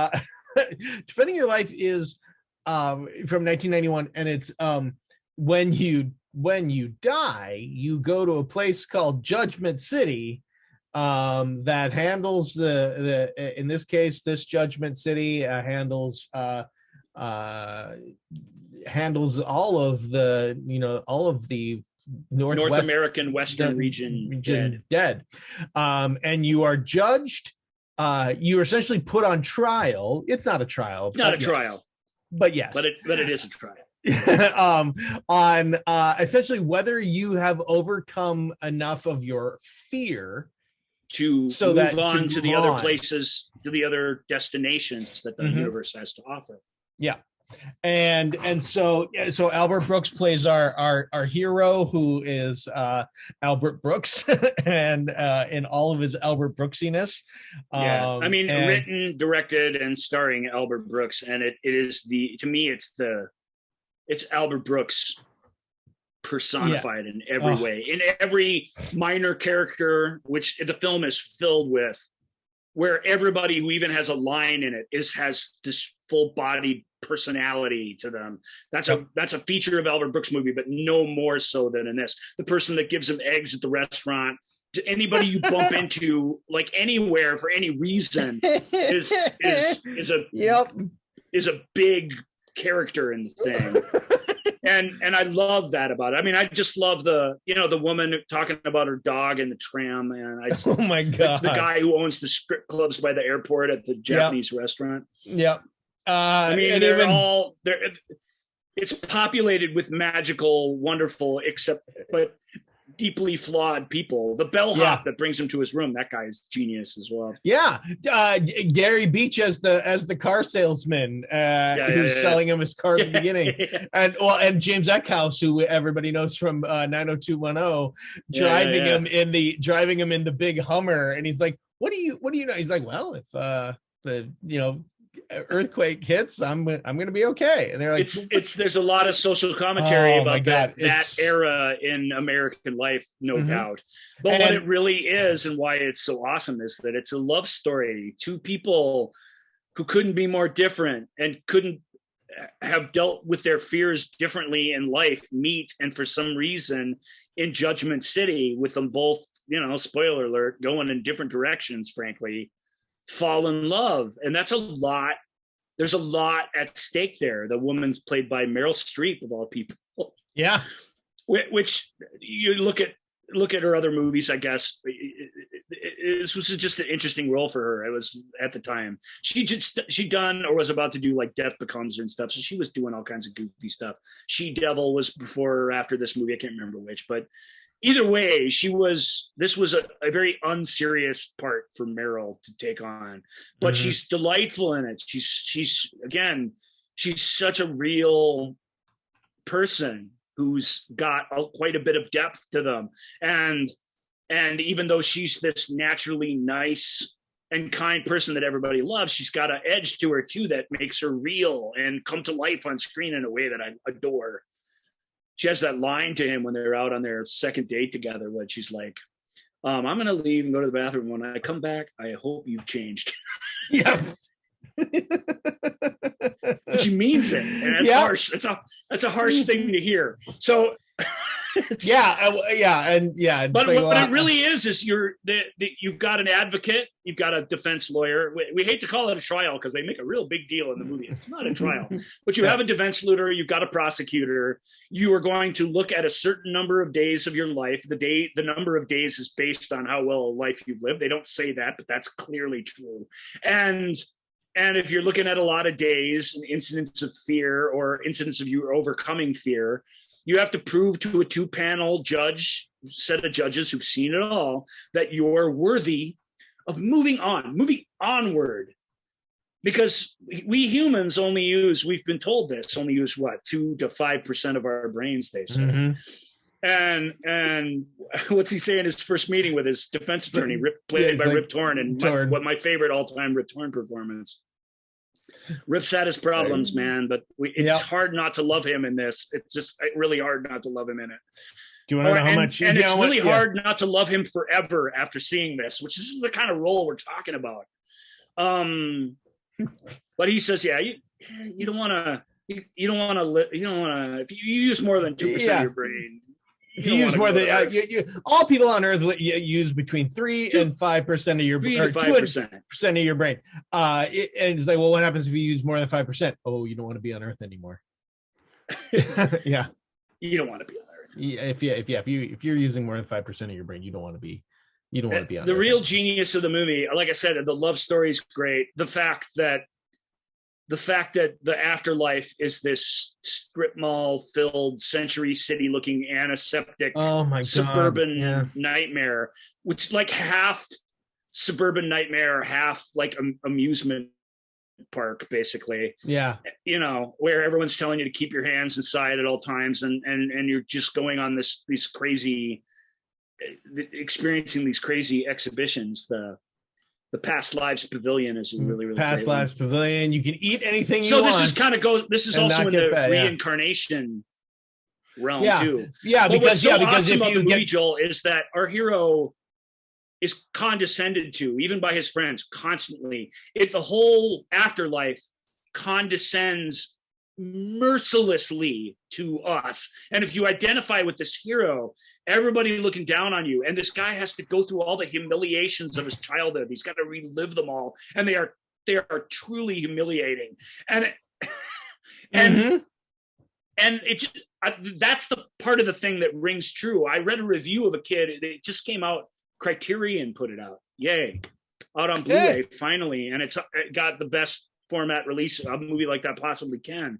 And a kid, he's just a Gen Z kid. He's a good reviewer, but he's reviewing this thing. And he was watching the movie and he hated it. He had this guttural, hateful reaction to it. And what he didn't like about it was that everybody's so mean all the time. And I thought it was funny generationally reading this guy who I knew to be somebody who could kind of deal with these things substantively because I've read his other stuff, couldn't handle the fact that Albert Brooks saw the world as a place that is constantly handing you failure and humiliation one after another. And that the movie really is about conquering those things. And the movie's not even really about conquering them, Joel. It's about it because he doesn't. This character doesn't really conquer his fears. What he does is in one great shining moment, he chooses to do the brave thing. And that's one of the most glorious moments in all of film to me, because it's set up with him just getting hammered into the dirt repeatedly with bad luck and this sort of humiliating way that the universe condescends to all of us, even our friends, even our defense attorneys look at us like we're small brained little things that need to be patted on the back and you know, keep your chin up, soldier. And it's just everything about it makes you feel so small and pathetic.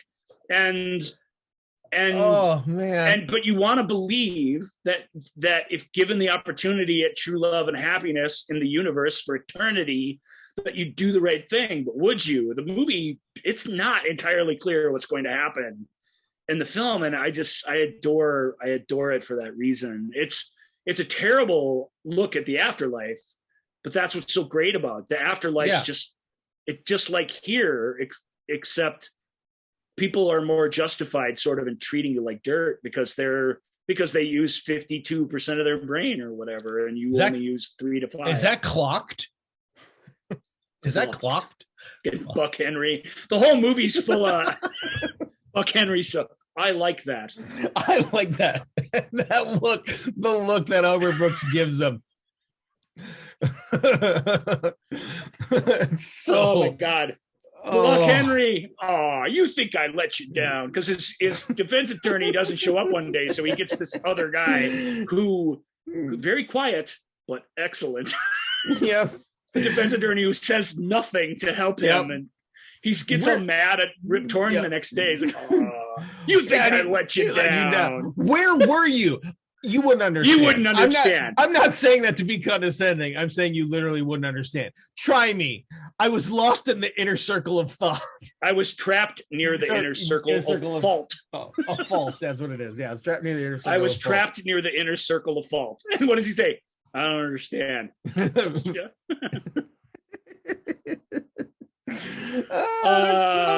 I'm going to get you some pies. The whole movie is... The whole movie's great. With respect to this writer who I like, that's the point, man. You missed the point. Maybe you don't live through that, or maybe you look at life a different way. Boy. Maybe it is a generational thing. It's a baby boomer thing. It's somewhat a Gen X thing, or we wouldn't connect with it so strongly, I don't think. But those humiliations that he suffered are crucial, because that's been his whole life. Yeah. They're not all caused by him, but plenty of them are. And And that idea that you got to overcome fear, man, it really is true. I don't think you can. I think we are creatures of our own fears and we're slaves to them to some degree. Yeah. But every once in a while, you just got to take a leap. You got to take that step or you're going nowhere. Most philosophers agree on that. And the film proves it in a wonderful way, man. Meryl and his first kiss where they get all turned around and end up going the wrong way to their, it's beautiful and wonderful and hilarious all at the same time. And I don't know what more you can ask of from a comedy. So if you learn one thing from this episode about the afterlife, and if you haven't seen Defending Your Life, I mean, you gotta see it. It's one of a kind. It's really, really spectacularly good. Yeah. And I just think everybody should see it. I think it's that good. I spent because it wasn't a big hit. It was put out by Geffen Movies, who did promote it. It's not really for anybody. It's certainly not a romantic comedy in its standard sense. It's high concept. It's too weird to be an art house movie. It's too cheap to be a big adventure film. So what do you have? You have this thing for nobody. I really believe that the high concept nature of it allows Albert to just be no holds barred about his sort of greater philosophy about life and the suffering of life and the big victorious moments of life. And I think that's what you get on screen. It's his best movie in my opinion. So there you go. Yeah, it's that. God, I love it so much. He wakes up in the morning and he turns on a game show, and the game show doesn't have a lot of context. It's called Face Your Fear. Yeah, and we join it in progress, so we don't know what's going on. But there's this very sad-looking old lady standing at some kind of Jeopardy-looking podium or whatever, and the host says, "You tried, you failed. The game is over for you. Wait here, and someone will come get you." And then he moves on with a smile to the guy who won. And it's that, man, that little speech. Everybody in your life, to some degree, that's what you're gonna get from life. And you got to do your best to overcome it. Again, I don't think the movie thinks you have to not have any fears. I think it just shows you that you got to pick your moment to be brave and just go for it. Yep. You may not get what you want. You may fall flat on your face, but you have to do it so that you don't get stuck in regret or trapped near the inner circle of fault for the rest of your existence. One of the most beloved sort of depictions of the afterlife of what happens after you die, of heaven, is Robin Williams in What Dreams May Come. Really?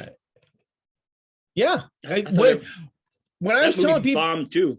I know, but when I was telling, I think even though it bombed, it's something that is that people like remember it, even from the ads visually and stuff, it's based on a bunch of fine art, and that's brought to living life cinematically in an amazing way. So because visually it's off the hook good in a way. Yeah, because when I was working on this, people, I was working on this, putting the list together yesterday, and some of my classmates were like, what are you working on? What's the show about? And I said, well, we're going to be talking about movies that deal with death and heaven and the afterlife and stuff. And to a person, every single one of them is like, oh, like What Dreams May Come. I'm like, yeah. Look at you. What Dreams May Come is a story about a couple who are very much in love with a couple of children and living the good life. It's a psychologist, and he is trying to help out in an auto accident. He gets killed in an accident and goes to heaven, and he meets one thing that's very cool about this is this afterlife. When he dies, everybody who ever lived is already dead. Because that's what it would be like. There would be the concept of time in the afterlife is nothing like the concept of time here.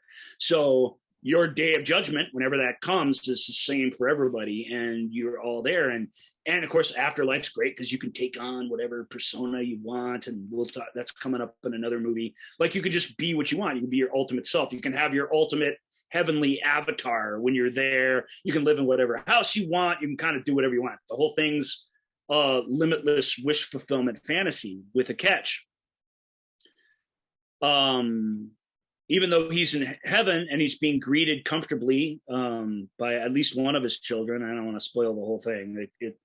It's obvious what's going on in the movie, but the film, for whatever reason, because it's stupid, I guess, holds back quite a bit of information from you. But the big setup for the movie is that his wife, is it Annabella Sciorra plays his wife? Correct.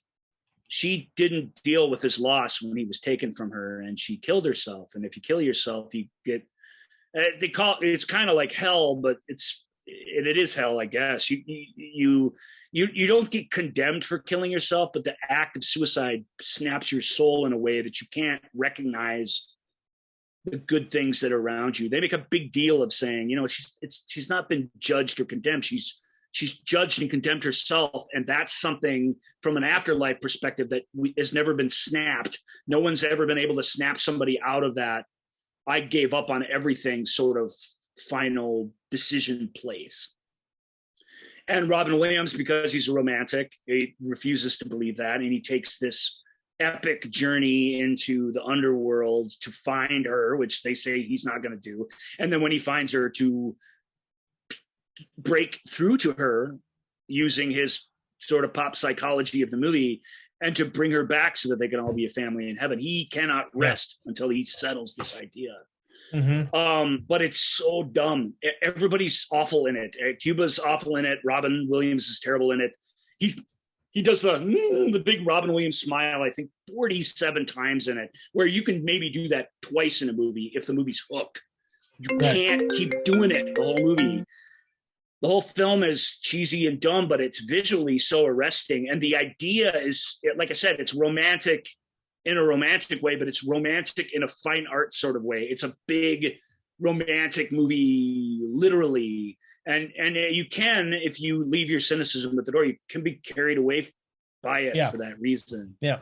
But its idea of the afterlife is very much like Ghosts. It's very storybooky and simplistic and condescending, but not in a good way. And that's the thing. That's the problem I have with it. Yeah, it's kind of a slight take on like the Orpheus and Eurydice myth. Yes. And that's what's great. I just wish there was a little less. There's just a saccharine sweetness to it that it, even in its darkest moments, it can't overcome. Mm-hmm. Which is weird because Vincent Ward, who wrote and directed it, it's like he doesn't concern himself with that stuff, which is unusual because usually his dramas that he's made up until that point were almost cinema verite in their realism. And so it's very, very weird to see to see an idea like this undone by its corniness. At the same time, the chip that it has is still in its corner is that it is a big, broad, massive operatic thing. So having big, broad operatic drama at the heart of it doesn't undo it. It just means it's not going to be everybody's cup of tea because it's so kind of off the wall. Right. But I still love the visuals in it. And I wish it would have been treated a little bit better on home video because it's never had a really beautifully done video transfer. And it is a beautiful movie. I don't think anyone can deny that. It's just visually, it's just stunning. That, just kind of incredible, in fact. Yeah. And so I revisit it from time to time for that reason. Cinematography and colors and art direction and the digital visual designs are as good as anything from the era. And they're based, like Joel said, they're based on these old myths, based on these big famous pieces of art. Really, really neat stuff. Yeah. And then so we have a movie like Flatliners that is exploring what happens after you die by literally trying to do science experiments to get you figure out what happens after you die, right? Kiefer Sutherland plays a med student who's obsessed with near-death experiences, and his answer to that is to use medical technology to both kill a subject and then revive them after they've had a near-death experiences. Scientists to report what they've seen and experienced. Mm-hmm. And it's a Joel Schumacher directed it. It's very it's like a cross between Joel's other films, Lost Boys and St. Elmo's Fire, maybe. Sure. It's like a mix of those ideas, right? It's very much in his wheelhouse, and I think it works because of that, because it's not a very good movie, but that idea is audacious, and there's the film pulls off. I think the resuscitation scenes and I think all that actually plays pretty realistically, and the fantasy sequences aren't full of digital nonsense like What Dreams May Come. They're otherworldly and they're dreamlike and they're kind of amazing, but they're done very simply with the sort of camera technology at the time, and I think that's awesome. The sad thing is, even though these experiences are wondrous in the moment, there are hidden meanings in them that haunt these characters who go through this experience. It's Kiefer Sutherland, Julia Roberts, Kevin Bacon, Oliver Platt. Thank God Oliver Platt's in this movie. Thank God. Yeah. Because if you really hate it, you still have Oliver Platt to get you to the end, and he does. And with flying colors, he's great. And Daniel Baldwin is the other one. Billy William. Oh yeah, not William Daniel. Baldwin. He's not in anything. Yeah. He still counts. He's a Baldwin, but he's a Baldwin. Yeah, sorry, but... William. When he was just about to do Backdraft, and his big movies were coming up, his big movie star movies.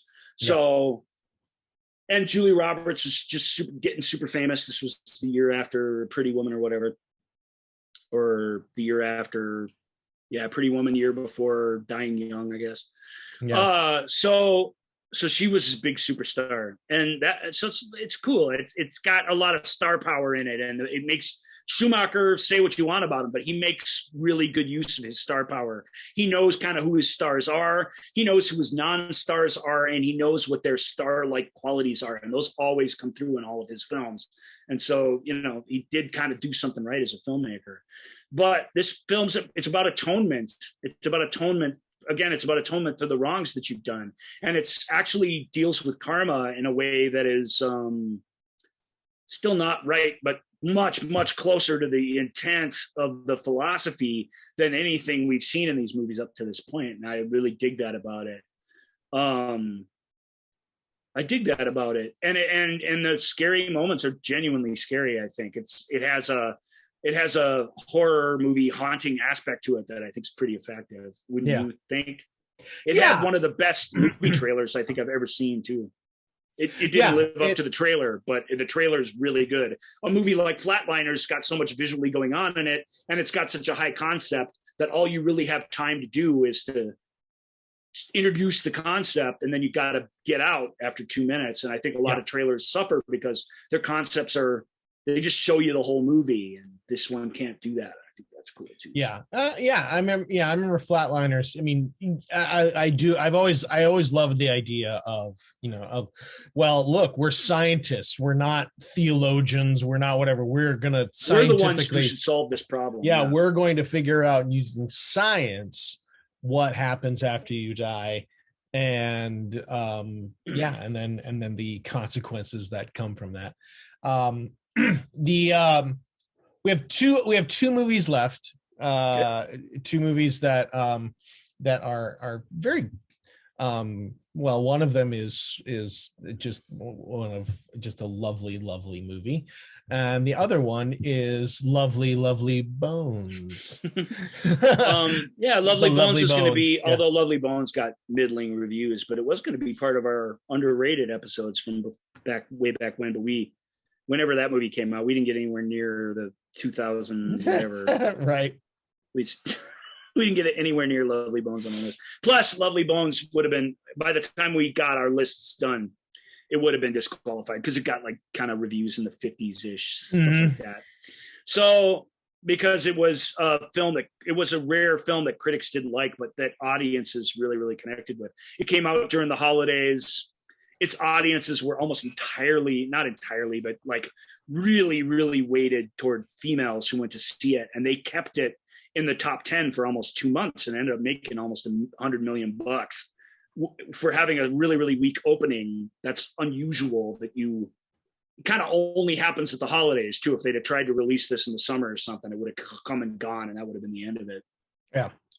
But it's based on the follow-up novel by Alice Sebold to her autobiographical novel, which was just in the news for crazy reasons, which I think we don't have time left in the show to get into. Right. But Alice is a really, really vivid writer, and she writes about really, really heavy things. And that she writes about sexual assault and rape, and she writes about death, and she writes, she kind of explains psychologically grief and infidelity and just the really, really complicated things in our lives that it takes a poet and an admirable one to sort of get to the heart of these things. And her book really, really does that. But her book is this sprawling sort of epic thing about a young girl who falls prey to a pedophile murderer. And it's about her not being able to let go of her life. She's just a kid. She had a lot going for her. And it's about her family not being able to cope with the hole that she leaves in her life. So we touched on this just a little bit in a couple of the movies you talked about, but this movie really, really is about grief, and it's about the process of letting go and how absolutely challenging that is. I remember reading one particularly dismissive review at the time saying, "I'm going to make the Afterlife look like it's a 70s album cover." And I was like, yes, it's like, that wasn't an accident, you asshole. That is what it is, because the kid was a teenager in the 70s. What the hell? Of course, she's manifesting all this stuff that she's experiencing as a way to cope with the fact that she's been raped and murdered. Mm-hmm. Don't be a dick about that. I mean, you can not like the movie. The movie's got some issues. It isn't for everybody, but I don't understand. Yeah, it's got a really amazing score by Brian Eno. It's a difficult book to adapt, and Fran Walsh, Peter Jackson's wife, Fran Walsh, the people who made the Lord of the Rings films made this movie, but it really was Fran Walsh's baby. She really connected with that story, and she was the one that really, really wanted to make it into a film. And DreamWorks, after a lot of budget negotiating, allowed Peter Jackson to make it, and it's got all the things that are great about a modern Peter Jackson film, and all the things that are bad about it, which is it is overblown to some degree. It's much more effect heavy and busy in that way than it needs to be effective. It really could be scaled back, I think, in a lot of ways, and be better. Would get to us better, and we'd be able to relate to it easier emotionally.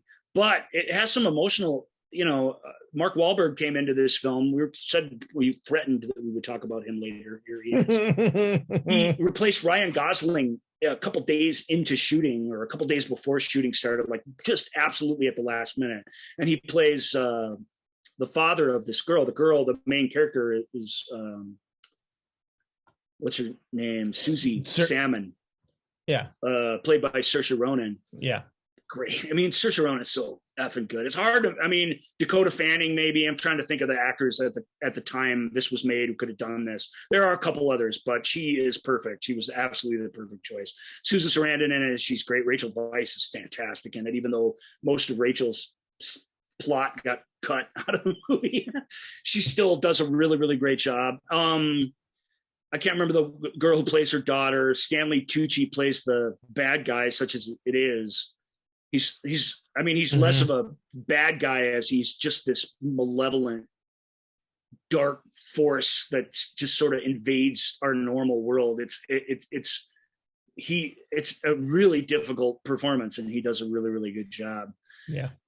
So I don't know. So what's the big criticism about it? I like the idea of the afterlife. You have to let go. You're not letting go, and your family's not letting go, and your connection through time, through other worlds, through other dimensions is harming you all. Somehow you have to make peace with this. And the family manages to make peace with it. And this is important. The family manages to make peace with it without justice being done. Mm-hmm. And peace without justice is a really, really difficult thing for any of us to accept, especially cinematic. The movie has a terrible, dare I say, karmic tagged ending that they shot after the fact to satisfy test audiences. And when the test audience says they want something and it's given to them, it almost always makes the movie a worse thing. And this scene absolutely does do that. But I like that. I like all that stuff, Joel, that it explores and that it takes on. That's difficult stuff. And it'd be a better movie if it was a less entertaining movie, you know, because I think that's where it falls down, is it really does try and be a event film at the same time, and I don't think it needs to really be that. But I like Lovely Bones for that reason. But it is a book that was tough to adapt, and they didn't quite nail it at all. Right, that's for sure. Yeah, but yeah. It's same as with Dreams May Come. Same as a lot of these. You can't. If you're going to watch Lovely Bones, you just really have to let it be what it's going to be, or you have no chance of liking it, because its storytelling is manipulative in a way that can rub you the wrong way. And I get that, but I don't know. I like that it deals with all that. It's hard. That is hard stuff to deal with, and it really does it really, really well. It was criticized by fans of the novel because the rape scene wasn't explicit. Because in the novel it super is, but guys, it can't be. So it just didn't please anybody, basically. Wow. And yet that $100 million at the box office and really, really hot. It's still to this day a really hot selling home video title. That's because there is at least a decent percentage of the population who experienced this story, saw the movie, and were affected somewhat by it, to the point that even though it's really about dark material, they revisit it anyway. So that's a testament to it.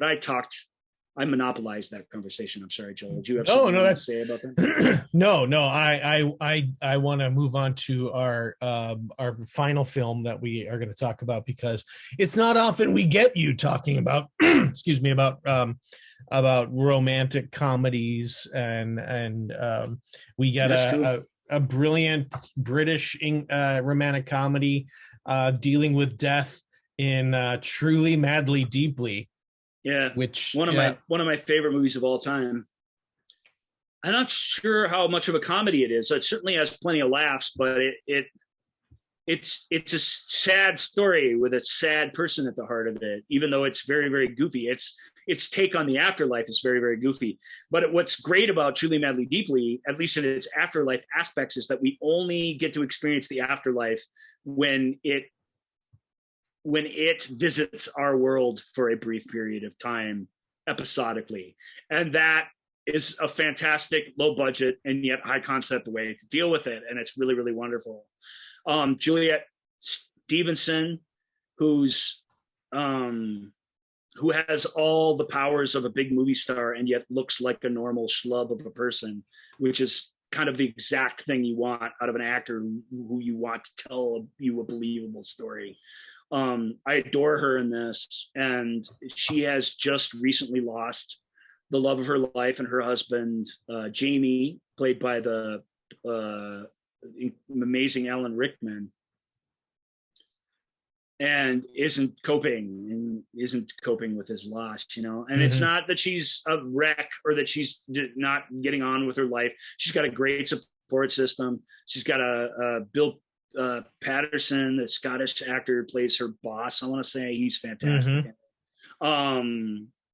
Her sister is a little bit misguided in her trying to help, but she's a really good person too. And so, you know, it starts out as a movie really about a grieving person that's in a very, very believable situation, and is grieving, unlike in What Dreams May Come, is stuck in place in a very, again, very honest and believable way. So when you bring in the otherworldly elements, when one night she's dreaming, having this waking dream about her lost love, and he appears to her in her room playing his cello in front of her, you have this idea that Lovely Bones has too, although the interactions are much less direct in that, but you have this idea that he's come back to help her get over him. And when we're watching the movie anyway, I don't think we think it's possible. He's not helping by being in the room her get over him at all. Yeah. But but maybe he is. And the movie plays that really, really complicated in a really, really complicated and deeply human way that I really, really adore. It's sort of a romantic comedy, but it isn't. It just isn't, because the romance isn't really at the heart of it. There's more to it than that. It's that we, and I know this more than anybody, and it doesn't even take death to do this. Just somebody not being in your life anymore. It's very, very easy when you love them to absolutely romanticize everything about them. And it's such a betrayal of what your connection was and what they are when you do that. I get why you do it. I do it. I can't help it. All I can do is be aware of it. But they're not that. They're a person. It's just, and to really, really do right by them, you have to remember that they're a person. You've got to come to grips with all those ideas, their flaws, their fears, the ways were magical, but the ways they let you down in equal amounts. You have to, that is so important that we do that. And this movie shows how that helps us not just move on from a thing, but to truly honor what the thing was. And it's full of laughs. It's British, so it's not Matthew McConaughey and Kate Hudson laughs. It's very clever. It's the great scene where she's like, "Are you still political in the afterlife?" And he's like, "Yes, I still go to meetings." And the fact that the inconvenience that connection becomes, where he goes on with his life in the afterlife and she hasn't gone on with her life, and the contrast of those two things, even though they're still connected and spending time together and comforting each other, is problematic. Like when he chooses to have his movie club in her flat, when she has other things to do, and all the other, because of his personality, all the other ghosts that seem to join with him and are always around, and that scene where she has to kick them all out, and it's so deeply human. And who's the actor that plays the potential new beau for her? He's so great from all the Kenneth Branagh films. Michael Maloney. Michael Maloney. There it is. Yep. He's fantastic as well. And this part, anybody with any bit of charm in them could have knocked. He's a special needs teacher who is this perfect guy. He's he's weird, but he's the guardian angel in her real life that she has to accept as, for what he is, instead of this sort of false guardian angel that she's created in her former lover. That's hard. That's tough stuff, man. And it's funny, and it's human, and it's deeply moving, and it does give you that romantic catharsis by the time it's over, even though it's a very bittersweet, in a very English way. And I adore Truly Madly Deeply. I think it's Anthony Minghella, who went on to definitely bigger things. I think it's still his best script and his best directorial job, compared to something like Cold Mountain or Talented Mr. Ripley or something. I just think it's wonderful. And I love Alan Rickman in this type of role. He's so great. You can tell how inspired he is by the material and how happy he is to be doing something different during this era. But it's Juliet's film. And for an actor like her, she's more of a character actor. She's played a lot of bad guys and period dramas, and she's great at that. She's got a huge personality, but for her to be a leading lady in this sort of story, and for that to be immortalized on film. Sorry if I'm romanticizing the movie now instead of that's sort of the opposite lesson of what I was telling you it's actually about. But I can't help myself. We can't help ourselves. It really is true. You just have to be aware of it. There's a great pop song. It's called Have a Little Faith in Us by an Australian guy called John Farnham. And there's a line in that, how we betrayed each other trying to rediscover that feeling once again. That's such a great phrase, because it really is. I really, it's pop philosophy and it's the pop psychology of our day, but you really, you can't help but do it a little bit. We all do it, but you really can lose out by by sacrificing the moment that you're in, by dwelling in the past. Yeah. As comforting a place as the past is to go. We travel there every week on the show. We also do the show to live in the moment and to have a moment and to have some. Joel's doing 3 jobs right now, so he probably doesn't feel this way this week, but this is something. Yeah. You know, even with our limited viewership, this is something, our ideas that we're putting down that get to maybe endure to some degree or in somebody else's head or heart. Yeah. That's a really appealing thing. And that's why we stick with it and do it every week, even when it's inconvenient. But, you know, live in the moment with your people and stuff. Joel has a constant reminder of what the moment is, because he's got this kid in his life that it totally is one of the most in the moment people that I've ever met. He really is likely to be. That's a really good point. Yeah. He really is truly, it's not that he's smarter than us or that he gets it. It's just he's that way, and but it's still a lesson that we can take from him, and we can take it from Truly Madly Deeply. Either, what do you think about Truly Madly Deeply? It's awesome, right? Well, I mean, yeah, no, Truly Madly Deeply it's a beautiful, beautiful film, and I mean, you hit the nail on the head. It's what it does that almost none of these other films do is it does remind us that. It confronts that romanticism head on, you know, that, you know, we shouldn't speak ill of the dead, and you know, and we tend but we tend not to do that. We tend to lionize our you know, people after they've died, and gloss over any imperfections, and in this case it takes those imperfections. You're right. It's like he's like an anti-guardian angel. He's got to remind her. Jamie's got to remind her about brings her great comfort, but he's there to help her live. Yeah, and yet he doesn't do it. He does not trying to manipulate her. He's there. Yep, he's his true self trying to help her live, and that's as far as guardian angel movies go. I mean, how awesome is that? It's right.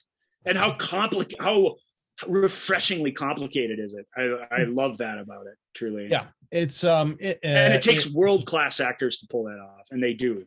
Mm-hmm. It takes a really good script with a really good kernel of an idea at the heart of it, but it takes really great actors to pull it off and to bring constantly bring it down to reality. They do such a good job. I can't stand it. Yeah, it's a really terrific film, and so what have we learned? I think you know, Ryan has hit a couple times on, you know, how we deal with death, and when we are suffering loss, when we are sad, we sometimes can turn to movies that deal with death to give us a guide, to give us a roadmap. The trap is that Hollywood doesn't really deal with death much. No, it only doesn't. 2 or 3 of these movies on this list even really deal with it at all. They deal with it by ignoring the reality of it. Right. And look, Jurassic Park does it. It doesn't want you thinking about those things. It films with violence in it, whatever. I mean, that's the sad part of it, is that death is a tough one. It's a tough one, and it's tough to deal with. But by dealing with continued life in the afterlife, these are all things that are rich with thematic meaning. So I'm not dismissing them. I'm saying, right. And in most cases, I think it is a way to let those of us who continue on living after someone passes, you know, telling us that that this person who is no longer necessarily with us is still having adventures, is still continuing on, and it's okay for us to move on and live our life, because everything continues. I think that is the I think that is, like you said, it doesn't deal with it. It tends to say that death isn't really happening. And I think I think that is that fear, but I think what they're trying to say is, look, nothing ever stops. Everything continues. and the real, it's more of not what you should do or what does happen, it's what not to do. And that is to just have life stop, have everything stop, live in, just dwell in the past, and never allow yourself to heal, and to remind us that healing isn't that everything goes away. It's just healing means that that the pain and everything just becomes part of you. Yeah. But there's a great comedian who said, what is there life after death? And he's like, well, sure, there's lots of life, just not for you. Right. There's the next Super Bowl. There's a dog catching a Frisbee. Stuff keeps happening. Just not for you anymore because you're dead. Right. And that's actually a dark thought, but the idea of living your life like every day's your last or whatever, I don't think any of us do that. That's too much to ask. We that's the whole point. We tend to romanticize these ideas, but a little kernel of that idea in your life certainly can't hurt. And right. And the best way to deal with the afterlife is to not count on it being there for you, I think. I tend to treat I mean, we all have our concerns, but treat this like it's the thing that matters. And play this like it's a game 7. And then everything else will take care of itself. Correct. I could not agree more. All right. So that is death, according to the movie show with Joel and Ryan. Yeah, it's the afterlife, according to the movie show with Joel and Ryan. Anyway. So obviously feel free to reach out to us with your favorite film that deals with the afterlife, if there's one that we didn't touch on. I'm sure we missed a couple of big ones. I know we did. We tried to get a fun group in here, but I didn't think of Truly Madly Deeply till Joel wrote me about it last night. So and that's my favorite movie about the afterlife, maybe. I mean, it's up there. So so let us know, and we can revisit this from time to time with you guys' ideas. We're happy. We're frankly thrilled to be able to do that. So and that place is, of course, the Movie Show with Joel and Ryan page on Facebook, at Ask Joel and Ryan on Twitter, Instagram, and TikTok. And if you're watching us on the YouTube page, the Movie Show with Joel and Ryan on YouTube, hi, because you can see me waving if you're watching us on the YouTube. So go ahead, like and subscribe that. Share it with your friends. Keep circulating the tapes. And we what do we have coming up? We are working on, I mean, in about a month we have another double feature extravaganza. A little under a month now. A little under a month. And we're working on some movie club stuff. We have, once we get into summer proper, we'll do some more summary, blockbustery, talk about some classics, and maybe talk about some movies. Jungle Cruise deep dive. Yep. Yeah.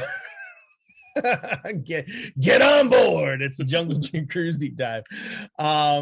So we got some fun stuff coming up, and we look forward to you joining us with all of that. Thanks. Until everybody. Next time. Bye. Thank you for listening to The Movie Show with Joel and Ryan.